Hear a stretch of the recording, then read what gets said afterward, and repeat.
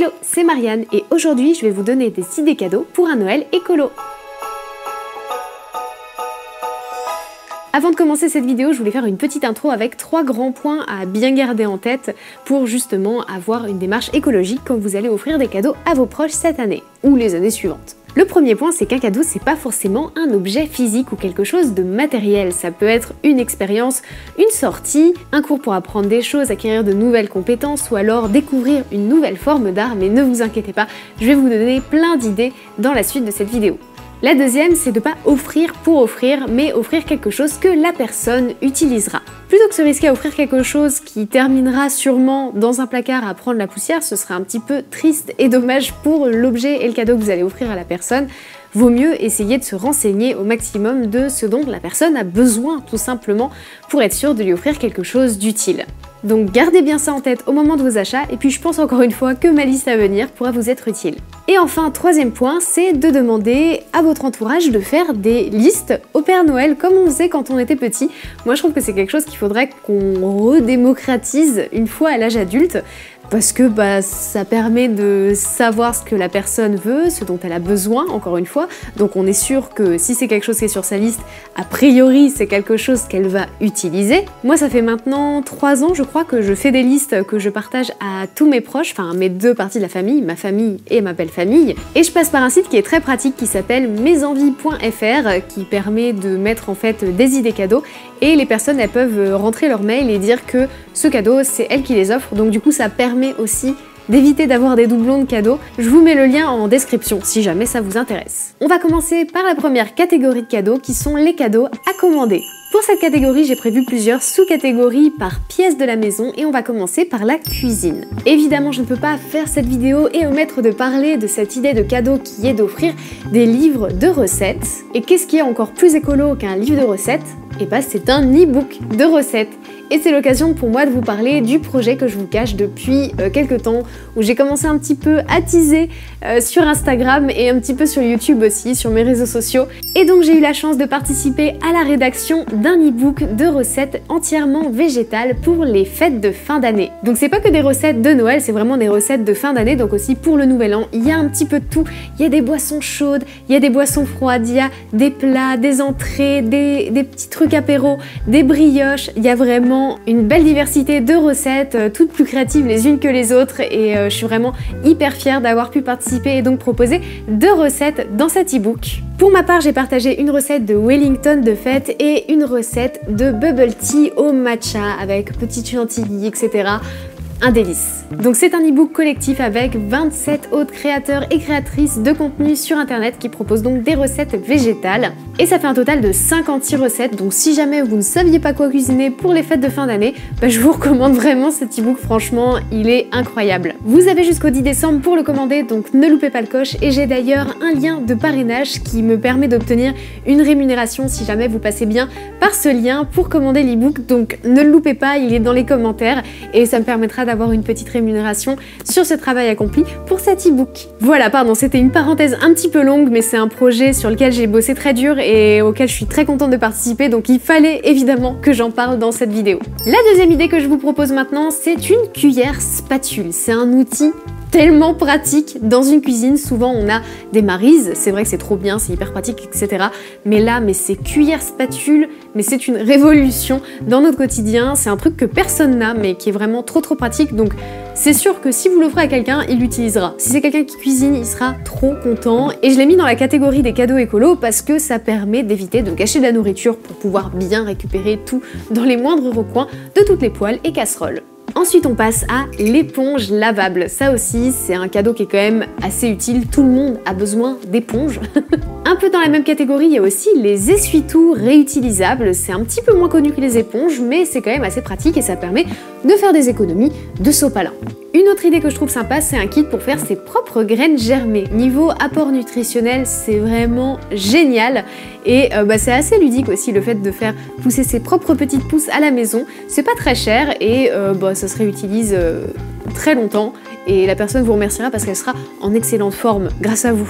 Si et seulement si la personne n'en a pas déjà, offrir une gourde, une belle gourde réutilisable bien solide, je trouve que c'est une très bonne idée cadeau, mais j'insiste sur le fait qu'il ne faut pas qu'elle n'en ait déjà, ça sert à rien d'avoir 2 gourdes à la maison.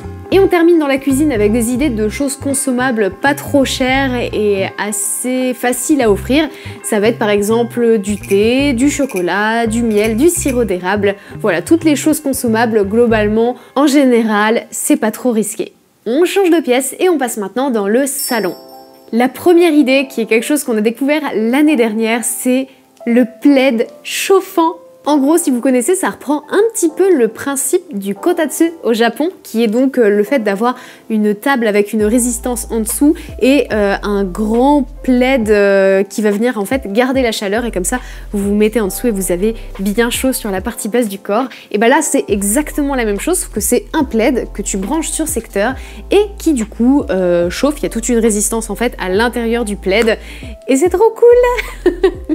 Et je l'ai mis dans cette liste d'idées cadeaux écolo parce que ça nous a permis en tout cas à nous de retarder le moment où on a allumé le chauffage chez nous. Juste on se trimballait avec dans l'appart. Au moment où je tourne cette vidéo, on est mi-novembre et on n'a toujours pas allumé notre chauffage, en grande partie grâce à cette petite merveille de technologie. Une autre idée cosy, c'est des bougies, mais pas n'importe lesquelles. Vous savez peut-être que les bougies qu'on trouve dans le commerce, les bougies traditionnelles avec de la cire pas ouf, et ben en fait ça va polluer vos intérieurs, donc c'est pas ce qu'on a envie. On a envie d'avoir une bonne odeur bien sûr, d'avoir un petit côté cosy, mais on n'a pas envie de s'empoisonner. Donc c'est pour ça que je vous recommande très fortement les bougies de l'Atelier Louis. Ce n'est pas une collaboration, je le précise, c'est juste que c'est mes parents qui avaient trouvé cette marque suite à mes petites exigences l'année dernière. Ils étaient tombés sur cette super marque qui est une marque française, et la cire c'est de la cire de colza 100% naturelle, elle est vraiment pas toxique. Donc si jamais vous cherchez une bougie, évidemment c'est un petit peu plus cher hein, qu'une bougie classique que tu vas prendre à Ikea, mais au moins t'empoisonnes pas la personne et ça c'est quand même cool. Et sinon, qu'est-ce qu'on aime faire dans un salon? C'est se poser avec son petit plaid chauffant et lire un bon livre. Bon, évidemment, vous avez peut-être une petite idée en fonction de la personne à qui vous avez envie d'offrir un livre, ce qu'elle aime lire, donc vous pouvez évidemment choisir en fonction de ça, mais je vais quand même vous partager 4 petites idées si jamais vous séchez un peu et que vous savez pas quoi offrir à la personne. Pour quelqu'un qui aime bien les enquêtes ou les thrillers psychologiques, je vous ai déjà parlé de ce livre, je vous recommande chaudement le livre Dans son silence de Alex Michaelides. Si c'est quelqu'un qui est un peu plus intéressé par le sujet du développement personnel et qui a envie de vivre une petite aventure, je vous recommande Kilomètre Zéro de Maud Ankawa. Si c'est quelqu'un qui aime bien le Japon ou à qui vous avez envie de faire découvrir le Japon au travers des yeux d'une japonaise qui habite à Paris, donc c'est bien rédigé en français, ne vous inquiétez pas, je vous recommande vraiment fortement La Parfaite Tokyoïte de Jun Fujiwara. Et enfin, je termine par une BD que je suis depuis que je suis toute petite et que j'adore. Le dernier tome vient de sortir. Peut-être que quelqu'un du coup dans votre entourage connaît cette BD mais n'a pas le dernier tome, ou juste faire découvrir la BD en elle-même, ça peut être une bonne idée. Il s'agit bien sûr des Loups. Donc là, c'est le dernier Loup Sonata tome 2. Et j'ai trop hâte de lire, je l'ai pas encore commencé, je viens d'aller le chercher, j'ai trop hâte. Et enfin une idée de quelque chose de plus personnalisé, plus à accrocher dans un salon par exemple, ça peut être dans une autre pièce de la maison bien sûr, mais là je l'ai mise dans le salon. C'est un calendrier personnalisé avec des photos de famille ou des photos de paysages, des photos que la personne va peut-être apprécier particulièrement, mais je trouve ça sympa de faire un album familial ou avec des photos avec des potes. Je trouve que c'est un super cadeau. Moi je l'ai fait chez PhotoWeb, encore une fois ce n'est pas une collab, c'est juste que je passe par chez eux à chaque fois parce que je trouve qu'il y a une bonne panoplie de design possible, donc c'est assez chouette et c'est assez facile aussi à personnaliser, à customiser, donc c'est très cool. On passe maintenant dans la salle de bain. Pour quelqu'un qui continue d'acheter des brosses à dents en plastique de son supermarché, vous pouvez lui offrir un abonnement avec des brosses à dents plus éco-responsables. Et donc pour ça, je vous propose la marque Bioseptile. Je vais arrêter de préciser que c'est plus une collab à partir de maintenant à chaque fois que je vais citer des marques. Donc Bioseptile, en gros, le principe, c'est que vous achetez la base de la brosse à dents et c'est juste la tête que vous changez tous les mois, tous les 2 mois, tous les 3 mois en fonction de la souplesse et de la rigidité des poils de la brosse à dents. Et en gros, il y a une garantie que la tête de brosse à dents va être recyclée en France. Elle va pas être exportée pour faire par exemple des routes, des vêtements, des trucs comme ça. Et ça, c'est cool. Ensuite, si vous voulez faire découvrir un petit peu le concept zéro déchet, vous pouvez peut-être soit acheter un kit tout fait ou alors proposer à un de vos proches un kit que vous allez faire vous-même avec un savon solide, un déodorant solide, un shampoing solide pour faire découvrir un petit peu ces produits-là, peut-être que la personne ne connaît pas, donc ça peut être une bonne introduction de lui préparer ce petit coffret. Un coton-tige réutilisable aussi, je trouve que c'est une super idée. Pareil pour les cotons démaquillants réutilisables, et d'ailleurs si vous savez pas où chercher, je vous conseille de jeter un petit coup d'œil du côté d'Etsy. Pour les personnes qui ont leurs règles, une cup ou une culotte de règles, alors je sais que ça peut paraître un peu bizarre, ça avait fait sujet à débat il y a 2 ans quand j'avais demandé d'avoir des culottes de règles pour Noël, mais moi je trouve que devrait pas y avoir de tabou là-dessus et je trouve ça cool de pouvoir demander à en avoir ou pouvoir en offrir tout simplement. Ça fait partie quand même de notre quotidien les règles, donc voilà, je trouve que c'est une super idée de cadeau si la personne continue et vous êtes sûr qu'elle continue d'utiliser des tampons ou des serviettes, ça peut lui changer la vie aussi. Vous savez que j'aime beaucoup les produits Lush, donc évidemment il fallait que je vous reparle, je vous en parle souvent, mais de la bombe de bain, je trouve que c'est un super cadeau pour les personnes qui ont évidemment une baignoire ou qui peuvent avoir un accès à une baignoire d'une manière ou d'une autre. Ils font aussi des savons, plein de petites choses, des crèmes, etc. avec des pots que tu peux ramener qui sont réutilisés. Donc comme ça, il n'y a pas de gâchis au niveau du plastique et ça, c'est très cool. Et enfin, vous pouvez bien évidemment offrir du maquillage. Pour ça, sur Official Vegan Shop, moi, je recommande la marque Zao Makeup, qui est une marque vegan et éco-responsable. Il y a même des tubes de rouge à lèvres que vous pouvez recharger. Pareil pour le mascara, si je dis pas de bêtises. Donc voilà, c'est assez cool. On passe à la dernière sous-catégorie des choses à commander et c'est la catégorie pour les sportifs. Un truc qu'un sportif sera toujours content d'avoir, des protéines en poudre. Si elles sont bonnes, il sera content, ça c'est sûr. Alors il y en a plein qui sont excellentes, vous pouvez regarder des comparatifs. Moi j'ai pas tout testé, j'avoue que je reste un petit peu sur mes acquis des protéines en poudre TSE. Je suis une grande fan du café latte et du spéculoos, ils sont génialissimes. Si vous connaissez la taille de la personne, des vêtements de sport, ça peut être aussi une bonne idée. Il y a plusieurs marques qui sont engagées, mais je vous recommande de privilégier, si vous le pouvez plutôt, la seconde main. Il y a plein de vêtements, notamment Ocean The Part. Moi, toutes mes tenues Ocean The Part, je les ai vues sur Vinted et je les ai achetées là-bas. En fonction de ce que la personne a, encore une fois, ça peut être aussi du matériel. Par exemple, quelque chose qu'on n'a pas forcément, les foam rollers qui vont être plus pour masser, pour aider à la récupération et pour détendre un petit peu ces muscles qui ont bien travaillé. Ça peut être aussi des blocs de yoga pour les périodes de stretch ou si la personne fait du yoga, tout simplement. Des poignées pour faire des pompes, des élastiques, voilà. Faut voir évidemment en fonction de ce que la personne a déjà chez elle, mais je pense que là-dedans doit y avoir des petites idées qui seront utiles à la personne. N'hésitez pas encore une fois à lui en parler. Et enfin, dernière idée pour nos sportifs, c'est un sac de sport. Alors tout dépend, peut-être qu'elle en a déjà un, encore une fois, ça ne sert à rien d'offrir quelque chose que la personne a déjà, mais ça peut être quelque chose qui va tout simplement simplifier le quotidien de cette personne. C'est toujours plus pratique quand on a un sac qui est fait pour la chose, il ne s'ouvre pas pareil, il est voilà, plus pratique, tu gagnes du temps. Et encore une fois, il y en a plein de seconde main sur Le Bon Coin, sur Vinted, donc n'hésitez pas à regarder de ce côté-là. On change de catégorie et on va passer aux expériences.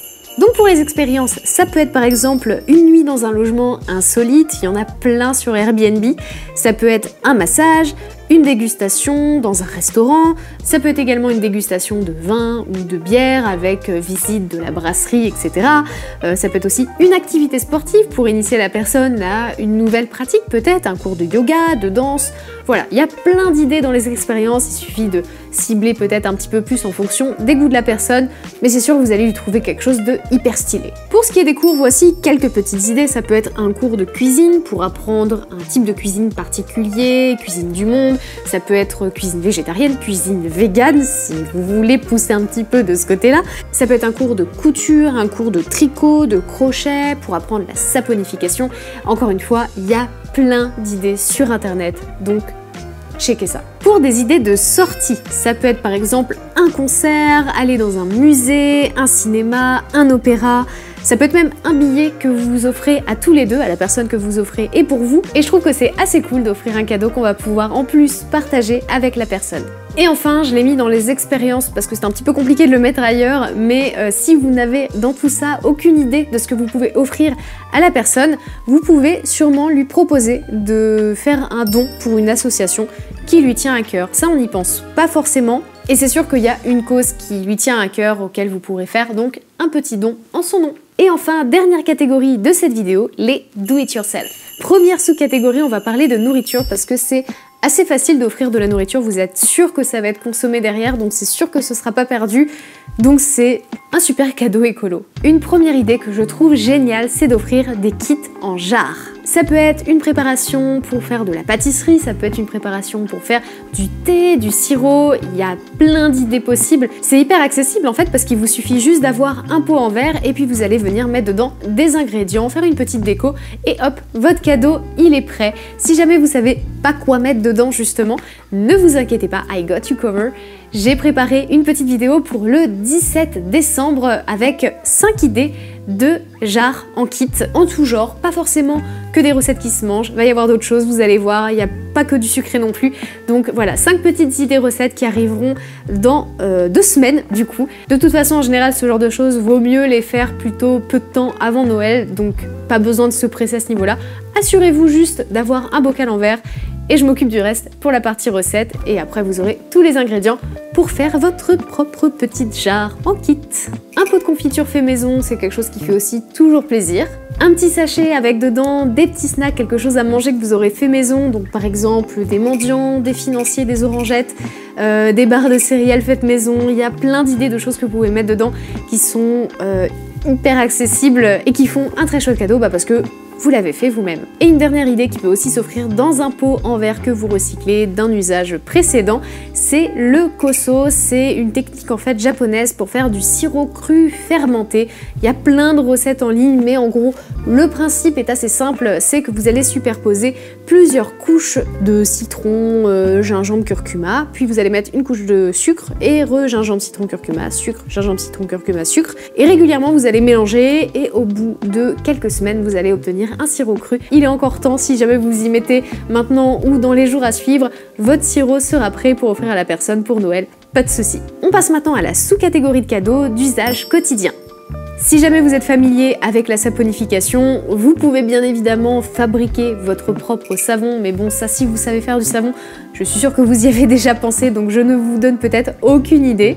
Faire une bougie maison, c'est pas très compliqué non plus, alors faut être un minimum équipé effectivement, comme tout DIY vous me direz. Pareil pour le crochet, si vous savez faire du crochet, ou le tricot, le fait de tricoter une écharpe, un bonnet, des gants, je trouve que c'est une belle idée aussi. Pareil pour la couture, vous pouvez faire des petits vêtements, vous pouvez faire aussi des charlottes à plat, qui est d'ailleurs un reel que je vais vous partager très prochainement sur Instagram, donc n'hésitez pas à checker ça. Ça peut être aussi des beef wraps, pareil, c'est une recette qui va arriver sur Instagram très bientôt, donc restez connectés. Évidemment, il ne s'agit pas là d'apprendre complètement une nouvelle compétence manuelle, faites en fonction de ce que vous savez déjà faire. Si vous savez dessiner un petit dessin, ça fait toujours plaisir, hein. Donc laissez exprimer l'artiste qui est en vous et en fonction de vos compétences, je suis sûre que vous allez trouver des petites idées de cadeaux personnalisés pour vos proches. Voilà, ça y est, maintenant on a fait notre shopping de Noël, on sait enfin ce qu'on va offrir à telle ou telle personne, mais maintenant, faut bien emballer les cadeaux. Évidemment qu'on a envie de rester écolo aussi pour l'emballage. Le premier conseil que je vous donne assez souvent, c'est de garder, en fait, conserver les emballages de vos cadeaux du Noël précédent pour le Noël suivant, de vos anniversaires, etc. Vous gardez tout comme ça, vous stockez, et comme ça, l'année suivante, vous pouvez réutiliser vos emballages, et comme ça vous évite de racheter du papier cadeau. Si jamais vous cherchez des idées pour comment emballer vos cadeaux de manière éco-responsable, j'avais fait une vidéo sur le sujet avec plusieurs petites idées ici et là pour emballer vos cadeaux, donc je vous mets le lien dans le petit i si vous voulez la voir. Et notre méthode pour emballer ces cadeaux à la japonaise, c'est le furoshiki. Donc le furoshiki, en gros, c'est un carré de tissu que vous allez plier d'une certaine manière. Et là aussi, ne vous inquiétez pas, j'ai un reel qui est prévu à l'occasion pour vous montrer comment emballer vos cadeaux de Noël. Je vais vous proposer 2 types d'emballage assez faciles et le principe en fait c'est que le tissu, soit la personne va le réutiliser derrière pour offrir un cadeau à quelqu'un d'autre, ou alors vous demandez si c'est ok, si vous pouvez récupérer le tissu pour pouvoir réoffrir encore une fois un cadeau avec ce même petit carré de tissu. Et voilà pour ces petites idées. Si jamais vous n'avez pas trouvé votre bonheur dans ma vidéo, ne vous inquiétez pas, j'ai déjà fait d'autres vidéos sur le sujet que je vous mets aussi dans le petit i. Il y a celle où je répertorie en fait les cadeaux plus par relation avec la personne. Et tout simplement, l'année dernière, je vous avais donné aussi pas mal d'idées. Alors il y a peut-être des redites dans cette vidéo par rapport à ma vidéo de l'année dernière, mais j'ai fait au mieux pour essayer de vous proposer quelques trucs un petit peu différents. Mais voilà, si jamais, elles sont toutes là.